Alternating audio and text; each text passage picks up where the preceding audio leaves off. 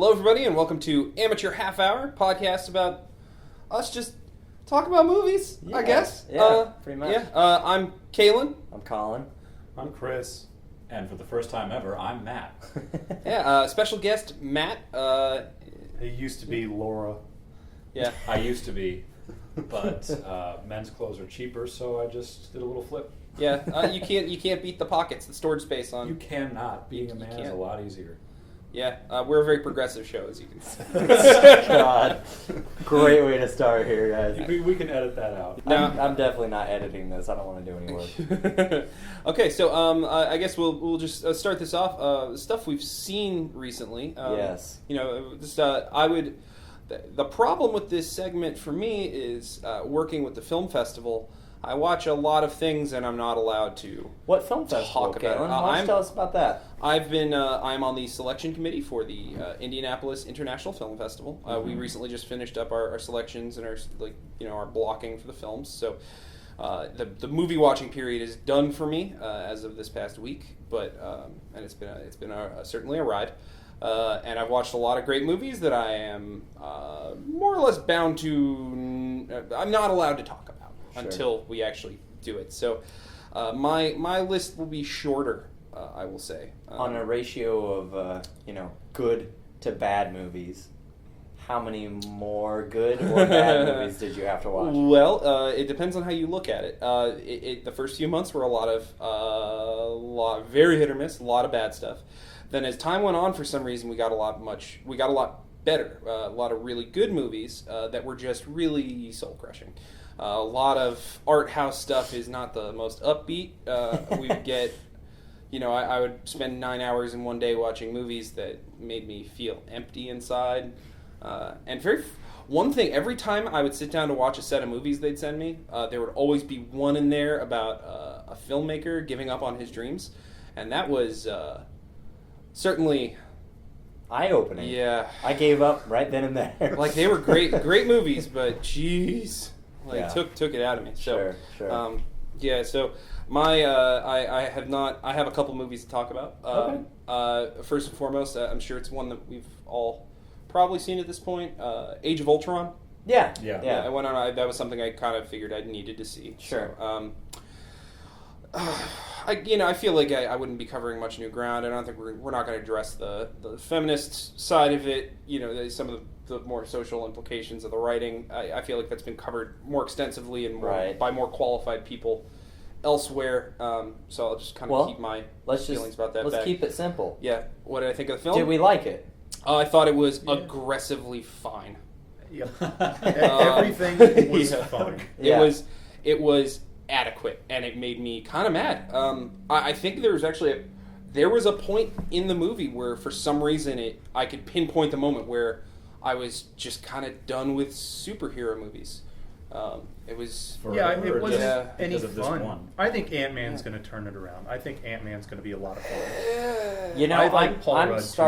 I'm starting to get on the Ant-Man train. For a long time there, I was on it.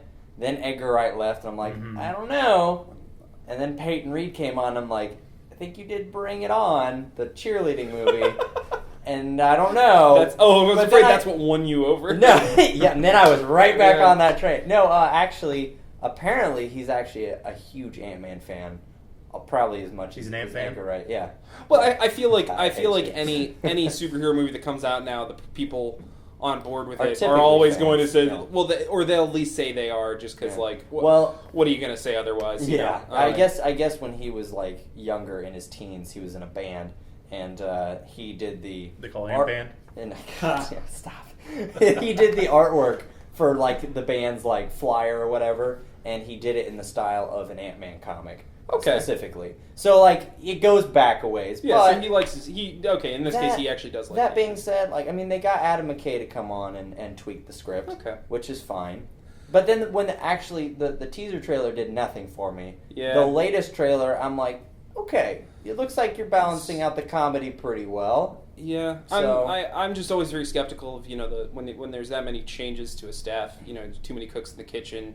You end up with an Alien 4 or whatever, and it just kind of a mess. Too many cooks though right now. That's the Marvel formula right now. They have so much going on. I know, and while many cooks. while there's a lot of a lot of it is very the creative control on it is very monitored by Marvel. They care a lot about how their world fits together. I don't know. It's just like the thing is, I loved Daredevil. I thought that was as good or better than just about any of the movies that have come out. Everybody else here seen Daredevil? Not all of it, but Not all of it. No. Okay, I could go and just go see it. It's so good. It's good. You mean the show or the movie? Show. Oh, yeah. I've seen the movie, not the show. Okay. Although I will make arguments for the director's cut of Daredevil. Pretty good. It's fine. It is much better than the original one. Aggressively fine? No, it is surprisingly fine. Which shows you where my standards were for it. Your standards are adjective fine. Yeah. But the thing with the moment... Spoilers. The moment of Ultron where I realized that I was just kind of done with superhero movies, I think was when Vision showed up. Which is weird because I love Paul Bettany.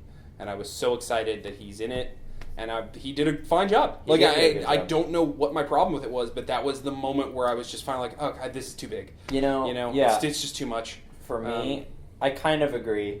I think the big thing that kind of just tired me out a little bit was once they got to that point, they had just thrown so much at the wall by that point in the movie. I'm like, keep it simple to a point. I understand that you have a lot of other properties coming in and converging at this movie. Same thing as the first Avengers movie.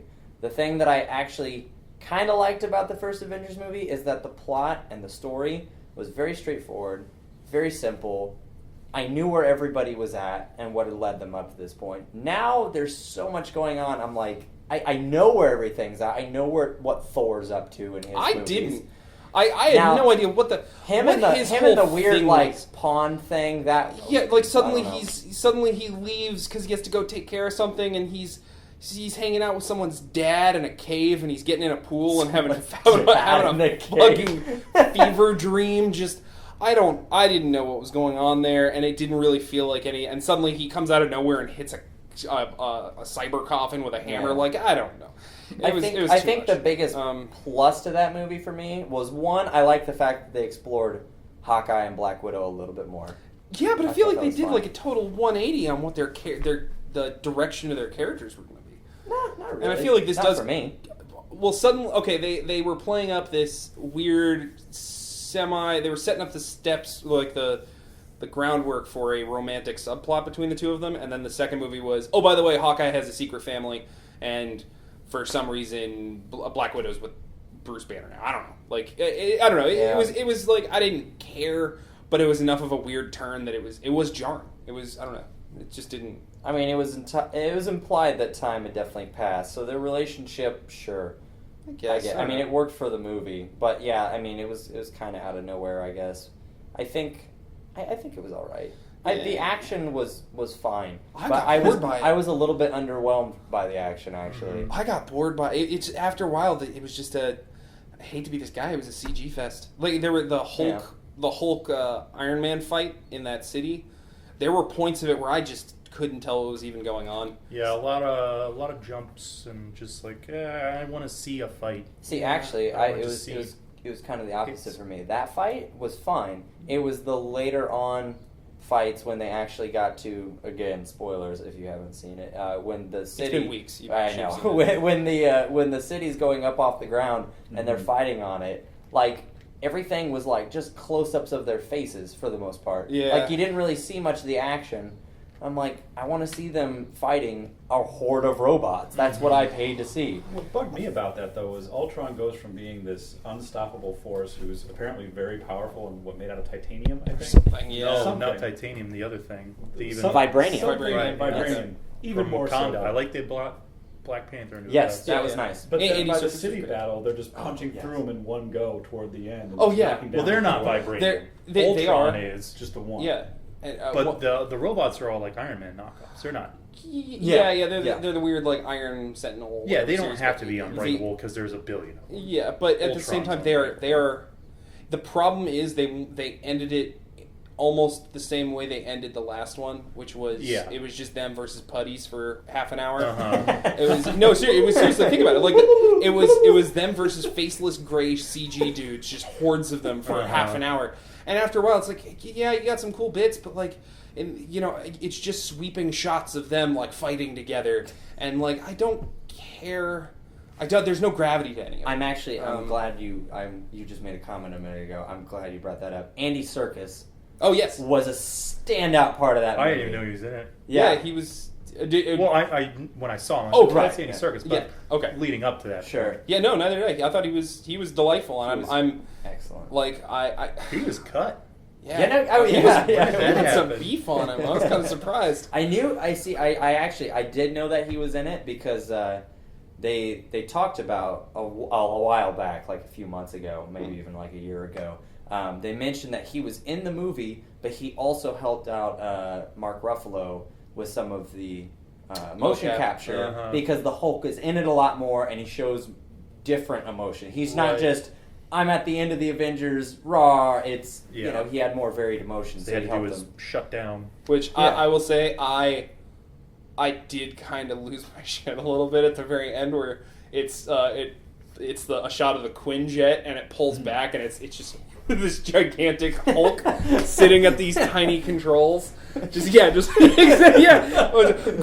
podcasting that physical joke you just made, but it's just this dude scrunched up in a cockpit. And and it was supposed to be this like heartfelt scene of like, no, he's leaving to save her, and like, it's just like Superman. No, wrong comic genre. Yeah, no, that was there were a lot of misjudged things in it. I don't know, but the thing was, I wasn't even excited about the movie. I can say the last Marvel movie I was excited to see was probably the first Captain America. I don't think any of them I see them because they're usually fine. They're good. Like Captain America 2 was amazing, but I did not get hyped for any of them. Sure. And I don't know if I'm just burned out. Probably just burned out. I think Marvel has done a really good job of building up a universe that makes sense. Everything ties in together. I'll give it that. Yeah. And they have their own stories, which is fine. It doesn't make much sense that, they'll be having something that's world-changing like S.H.I.E.L.D. coming down and no one else is to be seen. But that makes sense as far as everybody's contracts. Yeah. But the one thing I kind of don't like about Marvel right now is the fact that they have so much stuff. Not just their movies. They also have the Agents of S.H.I.E.L.D. show. Ugh. They have the Agent Peggy Carter, and Daredevil was kind of the exception to that. Yeah. But they have so much going on, and all of them are starting to become necessary to the bigger picture. And if you don't keep up with it, that's exactly what they do in their comics. I mean, it's not surprising. But I don't think that works for comics. I think in a way, for film though, I don't know how long that model's going to last. I really don't. But you can almost look at that as a weakness for the comics because even for me, like I know most of the characters, but jumping in, where do you jump in with comics anymore? Well, that's why they do big events like the Secret Wars. Yeah. Things they're doing now. It's all going to culminate and it's going to reboot and then they're going to start it all over again. Sure. Yeah. That's the way it goes. And they're going to do that with the movies too. They're already leading into it. I mean, they already kind they've of got set the it up second at the wave end. of the Avengers more or less introduced, and there's a whole new Spider-Man now coming. Yeah. Yeah. Everything's going to cycle through. Tony Stark. I'm sure that Robert Downey Jr. is going to be done soon, and there's going to be somebody else playing Iron Man. Yeah, I think he has one more film in his contract. Yeah, if I remember correctly. So. Yeah, but do you really want to see anyone else play that role? No, but see, I'm hoping they just move past that. I'm hoping that they recognize that yes, Tony Stark was Tony Stark, but either like War Machine takes over in his place, which they already set up at the end of the movie. So, I can say Marvel is doing better than DC is right now, for sure. Yeah. DC just doesn't. It just feels like there's no heart there. Suicide Squad just looks worse every time I see anything about it. I don't know about that one. Yeah, I hate Harley Quinn. And that Joker does not thrill me. The Joker, and Will Smith certainly doesn't thrill me. I am. And now that Tom Hardy's not involved, I know. Who cares? Right. That was a pretty big blow to it for me. But I would say that I am holding out on judging Jared Leto based on his performance, but the tattoos look super dumb. I thought they weren't actually doing tattoos. Nope, they are. That's super dumb. It looks like such a jump. They released they released some more pictures of him. Or you're released someone like snuck pictures. Yeah. Okay, sorry, they got leaked. Yeah. Whatever. Yeah. I mean, leaks anymore, though, are pretty much... I think they're all bullshit. They're pretty much, corporate. There's like pictures of him stepping out of some flashy Ferrari car that's all painted purple. Yeah. That's not how the Joker operates. Well, see, and as much Joker is... There have been a zillion iterations of Joker, and the comics pride themselves on being able to take one idea and put new spins on it, but the movie really wants to make a douchebag one. Yeah, he looks like they took the guy from the Prodigy Firestarter video and just left him in the sewer for a couple of years. Like, it's just, I don't know. It's just, it wasn't. Again, gotta wait for the performance to make a judgment, but like it looks pretty dumb. Yeah, I'm not really familiar with Suicide Squad, so I really have nothing to base it off of. If it's accurate or in a weird adaptation there have been a lot of it. Iterations of that as well. Oh, okay, that's fair. It feels like their attempt to make to kind of recapture the Guardians of the Galaxy magic, where you take like a weird ragtag team, obscure team from one of your properties and turn it into something. I don't know. Well, we'll see. Even bigger for DC, though, I think right now, since it's more front and center, is Batman v Superman, which that I've heard a couple things. Number one is that Doomsday appears. Is he going to be in it, or was he? I heard he was maybe planned for the next one. Well, I think they're going to introduce him in this one in some fashion. Kind of like a Thanos kind of thing. Yeah, but okay. I don't know maybe for sure. Tease him or something. All I've heard is that Lex Luthor is obviously, very much a part of this one. And he wasn't in the trailer. That just occurred to me. They've only shown images. Jesse Eisenberg. Yeah, it's interesting. We'll see how that goes. The images of him, I mean, he looks He looks fine. All you need is a bald guy, bald smart guy. Like that's kind of it. Yeah. And not to say he's taking on an easy role. He's not. But that's all it is. I mean, the last version of Lex Luthor was Kevin Spacey, who did a good job. He did a good job in a not so awesome movie. And you know what? I will say, Smallville, only good character, Lex Luthor. What's his name? Rosenberg or something? I don't remember. Yeah. He was. It was a fine show for a couple seasons, and then it took a nosedive. So, I will say I went to the IMAX preview screening thing for it, the trailer, the Cape Killer suit, the Batman robot suit looks pretty sweet in full frame IMAX. I'm sure. It's gonna be. Here's the thing. I trust Zack Snyder to do exactly two things.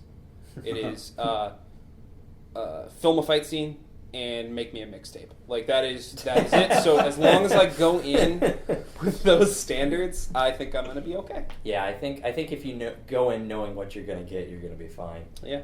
Moving past superhero movies for a moment, I know not all of us have seen Mad Max, so we can't go super in depth with it. But see that tomorrow. I am gonna throw out there, if you haven't seen Mad Max yet and are on the fence about it, why? Just go over and see it, because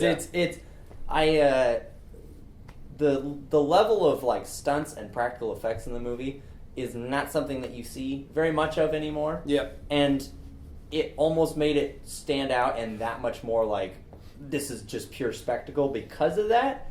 But also, I wrote a review on it recently, and kind of my take on it, and besides the action, which was amazing and super well choreographed, one of the best chase scenes I've ever seen. Okay. The thing that really struck me as interesting was instead of doing, a full-on reboot, or instead of doing, just a typical story, most of that story was told through visuals. There was very, very little dialogue, and they really didn't go into the world. Like, they just insinuated everything, implied a bunch, and you kind of picked up on it. But it was very smart world building to me. But it's also it is a sequel. Like it is canonical with the other ones. So I mean, the world is already kind of there.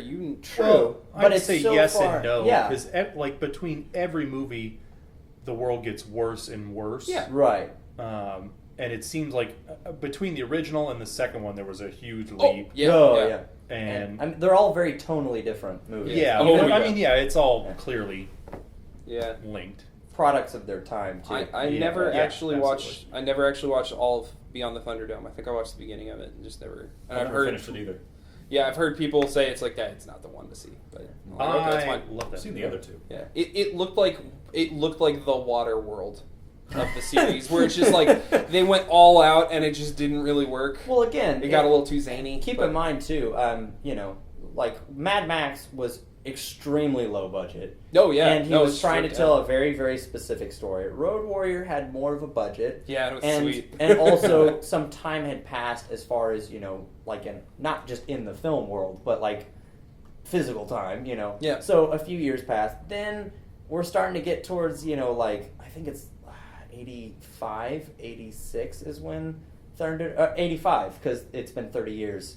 Since the last Mad Max movie. So 1985, if you look at Beyond the Thunderdome as purely a 1980s, mid-1980s film, it makes sense why it's so different and weird, and it looks very different, it feels very different. The capabilities of the, Sure. And a lot of, the technology that they were using. Right, right.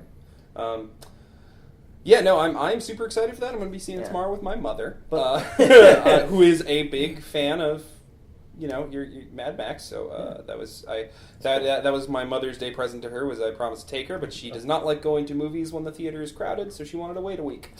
So I've spent the week just getting texts from friends, just saying like, "Oh my God, Mad Max was so good! You need to see it. You'll love it." And I'm like, "I know. You don't have to tell me." It did live up to the hype, in my opinion. But I thought it was an interesting exercise in visual storytelling for sure. Okay. So if you haven't seen it yet and you end up going to see it, I will. Keep an eye out for that. Well, and not just you, Why not just me? Our listeners, we have Yeah. All 5 people who are going to listen to this, which is my mom. Yeah. Your mom. My mom won't. Your mom won't listen. 4 of us included in that 5. My mom is aware that we have things going on. I don't think she ever. Same. Yeah. What's there? What else have we seen lately? I actually had a really interesting opportunity this a couple days ago. Last night, actually. I got to work the premiere of what is it? It's the documentary. Yeah, no, it's. I'm trying to remember the exact title. Winning the. I think it might have been the racing life of Paul Newman. It's a documentary about Paul Newman's. Partially about his life, but also just about his racing career and how he got into it, and a lot of the success he had in it. And it fascinating. It was directed by Adam Carolla, of all people, who I have mixed feelings about, but like the dude did a really good job with it and knew better than to put himself in the documentary. They had some really good talking head stuff. Other racers, crew members. Robert Redford shows up a lot. Jay Leno, who I normally am not a fan of, but if he talks about cars, I will listen to him. Like, I could listen to him talk about cars for hours. I don't even know that much about cars, but I find when he talks about something, like when someone talks about something they're passionate about and they're charismatic enough, I find it fascinating.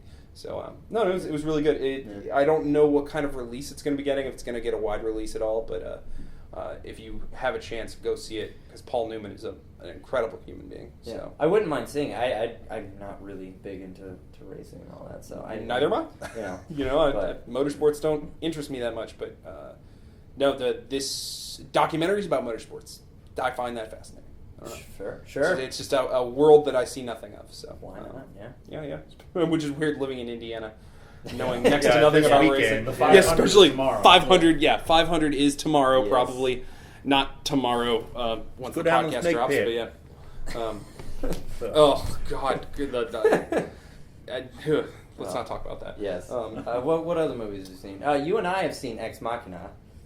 which I haven't really talked too much about it. So all you said was it's good, go see it, and then I went and saw it, and I haven't seen you since. Yeah. So, but yeah. Well, it's like you said earlier. It really sticks with you for a while. Yeah. It was a very, I don't want to say heavy, but I mean, it's moving to a degree. Yeah. It was accessible. Like, I like the fact that it's a movie based around science and some really kind of not that far. They don't feel that far off in the movie ideas, but it's very accessible. It's very straightforward. It tells a story within its story. You can either look skin deep and just go, it's a good kind of psychological thriller, or you can go, this is a really interesting study on ethics, not just in like robotics and AI, but they kind of explore ethics on like Google and government kind of like looking into people's lives very briefly, but it's there.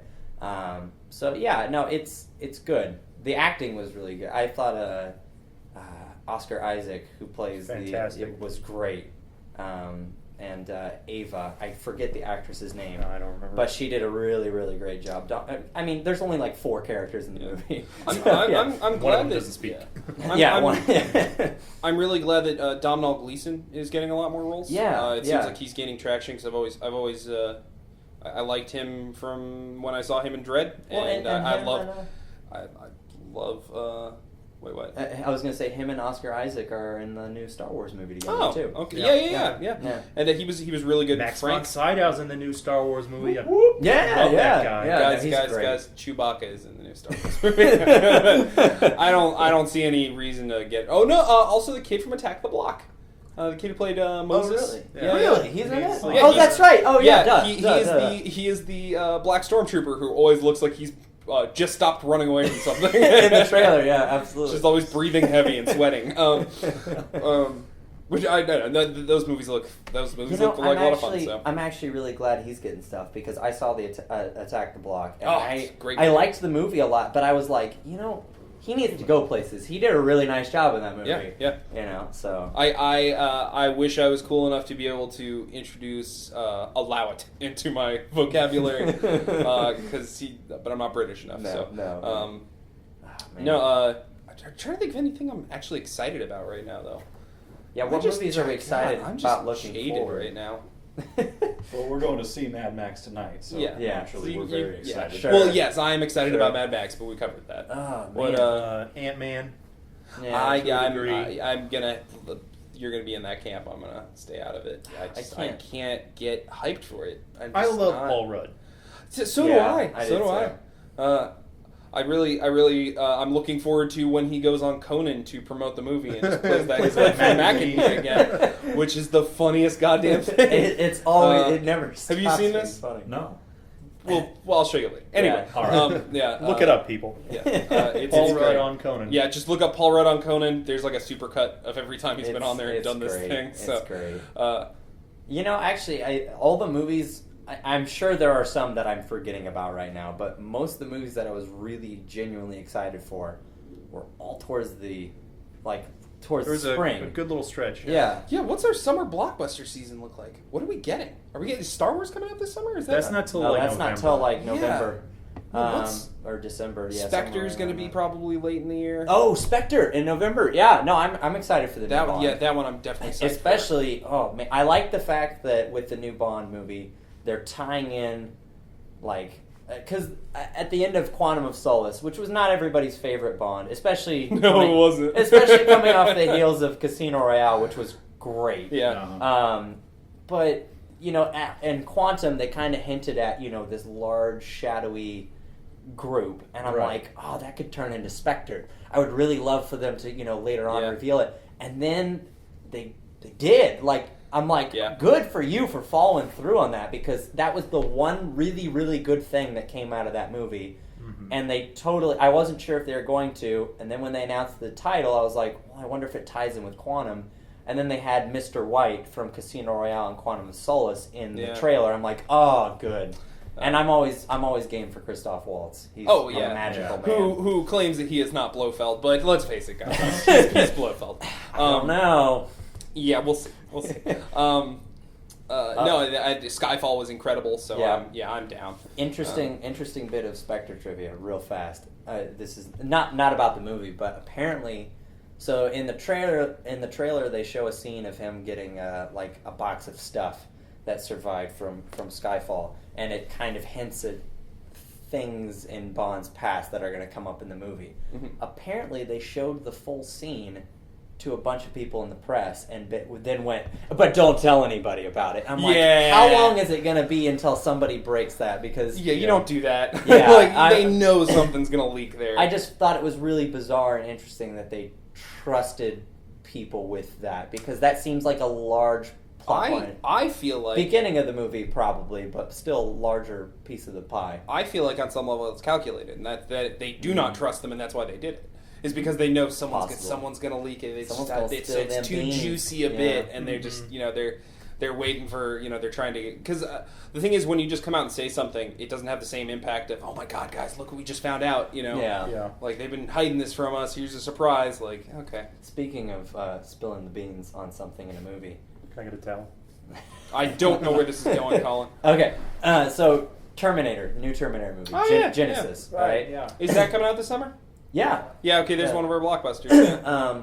So with that movie, the newest trailer, have you guys seen the newest trailer for it? I saw, is it the one they had before Mad Max? Yes. Yeah. Yeah. I don't think I have. So in the newest trailer, they reveal what feels to me like the biggest plot point in the film. In the trailer. Oh, the John Connor is a robot? He's part, more than a robot, as he says. He's not a robot, he's not a human, he's something more. Whatever. That felt to me like...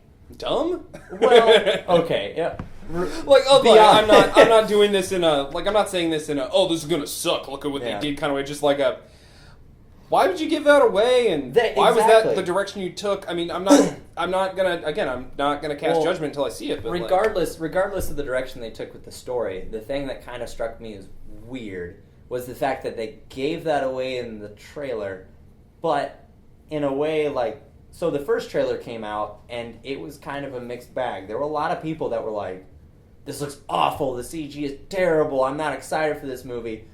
And to me, I part of me kind of wonders, did they give that plot point away to get people kind of excited for it, since so many people seemed not excited for it after the first trailer? Like, that was kind of the impression I got, was, all right, let's just give you more. Let's give them stuff to get them excited about this movie. Because that plot point, regardless of how you feel about it, is kind of a big part of the film. I mean, that seems like the thing that halfway through the movie you're like, oh my gosh, and then the rest of the movie is them dealing with that. So it was kind of weird that they threw that out, because a lot of people do complain about trailers showing too much anymore. Yeah, that's why I don't watch them. Yeah. Okay. Well, let's we'll head to the close. I would like to introduce a segment. What we do is we just go around and we say a thing that happens in movies that we always love. It could be the suiting up scene in hey, everyone's getting geared up, or they're stuff like that. A thing that almost a trope in movies that you always enjoy, even though you can identify it as such. That's a good one. Do we have you have something nailed down? Everyone good? I think I can pull something out by the end. Okay. So this is our. We're just gonna close this out with our thing that happens in movies that we love. Name pending. I will start. I love it in any movie where the good guy is at the very end and everyone is celebrating around him, and the bully or bad guy or whatever, say they're in a high school, it'd be a bully, has to begrudgingly show some respect for them. Oh, okay. Because they're like, yeah, no, you're all right. Yeah. Classic. Like the end of Karate Kid. Yeah. In a Karate Kid, or even Top Gun. Yeah, exactly. You're all right, Maverick. Exactly. So. Yeah. Where they finally gain acceptance. That is a moment I love in movies. Colin. Oh God. Shoot, can we come back to me? Okay. Yeah, Chris. I like. You don't see this too often, or not too many examples I could think of. But a comedic break from a montage where it's like they cut to them just eating or like taking a shower, just something real. Yeah, Sure. like Hot Rod, where they're all sitting there popping bubble wrap. Yeah. That's a great. It's a good one. Matt. I've been seeing this more and more lately, and I'm hoping it's not going to get overdone. But for now, I'm still a big fan of when a film becomes slightly self-aware, or when they just very gently break the fourth wall, just a little poke through the fourth wall. The 21 Jump Street movies have done a good job of that. Although those ones ride it a little harder, I would say, than you were saying, but they do. But definitely, it always works. Oh man. And they twerk it. Even just a meaningful look from one of the characters, like in Hot Tub Time Machine. Yeah. Look right at the camera. Yeah. Oh God, for me, I'm gonna branch out for just a second. Hit me. Beyond just movies, movie trailers for a second. Okay. Movie trailers in general, especially like the big action ones, the music choices are really important for them. Yes. The sound mixing of like Transformers is a good example. I'm not a huge fan of the movies, but like the sounds of like the robots transforming mixed with the music always gets me super pumped up and hyped for those movies. I don't know, like even though I'm probably not going to see this, but like I don't know. Sound is big for me in movies, and music is good. So all right. I think that's a successful end to our this is probably like our 10th podcast we've done, but like the second one that we're ever going to post. Yeah, and I'm fine with that. All right, so that's a good one. Yeah, I guess thanks for listening, folks. We've been Amateur Hour with the Amateur Half Hour. Yes. On the hour. Some hours. Every hour?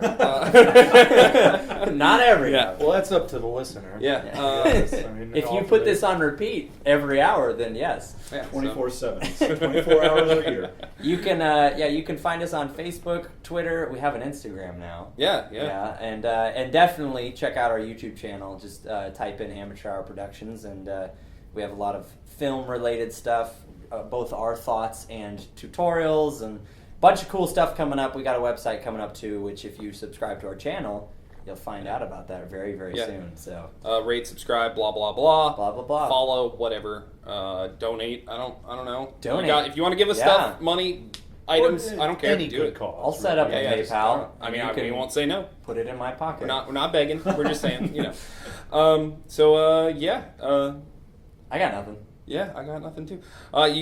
Thanks for listening, guys. Have a good night. Yeah.